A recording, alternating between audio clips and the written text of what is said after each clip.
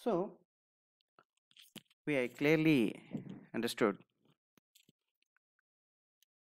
what is the cost incurred to the company while issuing debentures. The interest is the only cost incurred to the company. So it has to be calculated before tax and after tax. We understood very clearly interest before taxes 1,04,000. Sorry, 1,04,000, and net proceeds is 19,50,000, and this formula to be simply substituted. Now, case 2. In case 1, debentures issued at par. In case 2, debentures issued at a premium of 10%. It means that we assume that the listed debentures of a company has more demand in the market. In such case, the value of 100, the company will raise 10% on this. The 100 is 110, it will become 110. So gross proceeds is the 20,000 numbers. The company will receive 22 lakhs because we are not selling for it 100. It has more demand. That's why 10% we have increased it. The price of the debenture is increased to from 100 to 110. So obviously 20,000 into 110 is 22 lakhs. Company will receive 22 lakhs capital in the form of debentures. Right. As usual, cost of issue is 50,000. For brokerage commission we paid. So obviously net proceeds, the amount which we received through issue of debentures at a premium price is 21,50,000 we received.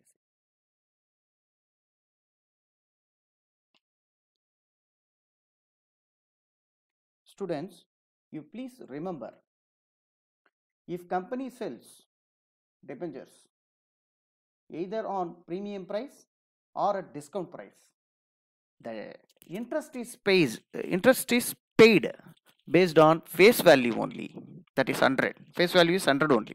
Though we sold out for 110 rupees to meet the existing demand, but the debenture holders is always paid interest for face value only. So that 1,60,000 is the common. 1,60,000, how did it come? Very simple, 20,000 into 100. See, interest is always paid to the debenture holders based on face value, not on premium value. Okay, so that is 1,60,000 is common. So 1,60,000 is 20,000 into 100, that is 20 lakhs, into 8% is 1,60,000, divided by net proceeds. Formula is interest before tax divided by net proceeds. What is the net proceeds? 21,50,000. We understood how 21,50,000 came. See, our gross proceeds is 20,000 into 110, that is 22 lakhs, minus 50,000 cost of issue. So remaining balance is 21,50,000 into 100. The into 100 represents the expenses in percentage. So 7.44%. If company generates 21,50,000 capital in the form of debentures, the company has to spend 7.44% of 21,50,000. That is the cost incurred to the company before tax. What is the after tax? Same as it is. As I told you, company 1,60,000 is the interest, and after deducting tax, that is 35% is what is the 35% of 1,60,000? 56,000. After deducting 56,000 from 1,60,000, it is 1,04,000 divided by net proceeds. What is net proceeds? Gross proceeds minus cost of issue. What is the gross proceeds? 22 lakhs. How did 22 lakhs come? That is 20,000 into 110 face value, because we are issuing at premium. So 22 lakhs you will get. Among 22 lakhs, you deduct 50,000 cost of issue, that is 21 lakhs 50,000 into 100. So what is the percentage of expenses incurred to the company when they generate capital through debenture sources after tax? That is 4.84%. Students, I hope you understand this. Have any doubts on this related to this matter? Free feel to talk to me through phone. You can call me at any time. I hope all your students having my phone number. Right. Let us go to the third. Debentures issued at a discount of 10%. Case 1, A, issued at par. Case 2, issued at premium. Now issued at discount. So when demand is more to our debentures in the market, we increase our price from 100 to 110. Vice versa, the case is very bad. If low demand in the market for our debentures, we are reducing our face value from 100 to 90. That is called discount of 10%. So again it will affect only gross proceeds. It will not affect the interest rate. Though you are selling it on premium price or a discount price, interest is paid to the debenture holders only on face value, that is 100. That's why the interest paid to them will not change. Though you are selling it on premium price or discount price, the interest to be paid to the debenture holders based on face value, that is 100. That's why there will not be any change in debentures. You understand this? Right. It will affect only gross proceeds. So what is the amount we received? Gross proceeds 20,000 numbers debentures we issued. The price is not 100. This time 10% discount because our market has low demand for our debentures. That's why the 100 rupees product is sold out for 90. Now company will generate a capital from debenture holders, that is 18 lakhs. As it is, cost of issue is 50,000. So deduct.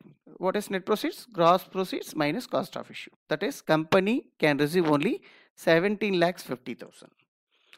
Though the company receives 17 lakhs 50,000 as a capital through debenture sources, company has to pay interest to their debenture holders for 20 lakhs only, not for 17 lakhs 50,000. Because if company issues debentures either at premium value or discount value, the company should pay interest only to the face value, that is 100. So 20,000 into 100, you will get 20 lakhs. 20 lakhs into interest is 20 lakhs into 8%, that is 1,60,000. So there will not be any change in 1,60,000. It is constant, whether it is issued at premium or issued at discount. The interest rate is common, 1,60,000 divided by net proceeds 70 lakhs 50,000 into 100. So the company will pay this before tax 9.14%. This is the expenses incurred to the company to generate 17 lakhs 50,000. 70 lakhs 50,000 as a capital. If any company generates 70 lakhs 50,000, the Shakti Limited generates 70 lakhs 50,000 as a capital through debenture sources. To generate 70 lakhs 50,000, it has to pay 9.14% expenses to the organization. This is the cost incurred to the company. Now, cost of after tax it is, as it is 1,04,000 divided by 70 lakhs 50,000 into 100. After tax 9.94%. Why it is before tax and after tax? See, before tax, this is the actual amount to the company. This is the actual expenses to the company. This is the after tax.